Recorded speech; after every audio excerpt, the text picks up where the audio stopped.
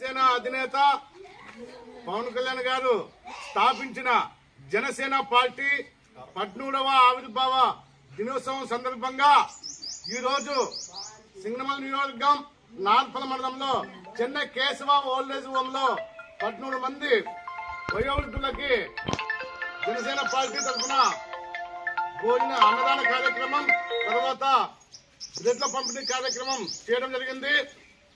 ఈ ఆవిర్భావ దినోత్సవం ముఖ్య ఉద్దేశం ఏమంటే మా అధినేత పవన్ కళ్యాణ్ గారు ఆయన ఆదాయాన్ని వదులుకొని ప్రజాసేవ చేయడానికి కొన్ని కోట్లు వదులుకొని ఈ రోజు ఆంధ్రప్రదేశ్ రాష్ట్రంలో పేద ప్రజల కోసం నిత్యం పోరాడడం కోసం ఈ రోజు పార్టీ స్థాపించడం జరిగింది. జనసేన పార్టీ అనే పేరు నామకరణం చేయడం జరిగింది. అందులో భాగంగా మనకు స్వతంత్రం వచ్చి 75 సంవత్సరాలైనా కూడా గిరిజన ప్రాంతాలు డెవలప్ ఏమాత్రం కాలేదు.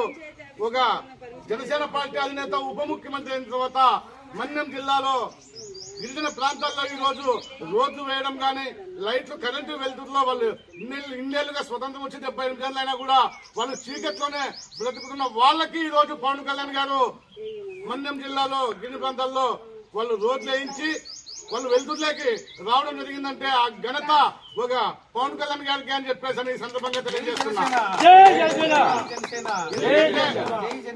పవన్ కళ్యాణ్ గారు ఒక నిజాయితీ నిబద్ధత గల వ్యక్తి కాబట్టి ఈ రోజు ప్రజలు రాష్ట్ర వ్యాప్తంగా పవన్ కళ్యాణ్ గారు సీఎం కావాలని కూడా ఎదురు చూస్తున్నారు. ఎందుకంటే ఆయన అవినీతికి అడ్డుకట్ట వేసే ఒక ఉప ముఖ్యమంత్రిగా ఆల్రెడీ ఆంధ్రప్రదేశ్ రాష్ట్ర ప్రజల మన్ననలు పొందారు.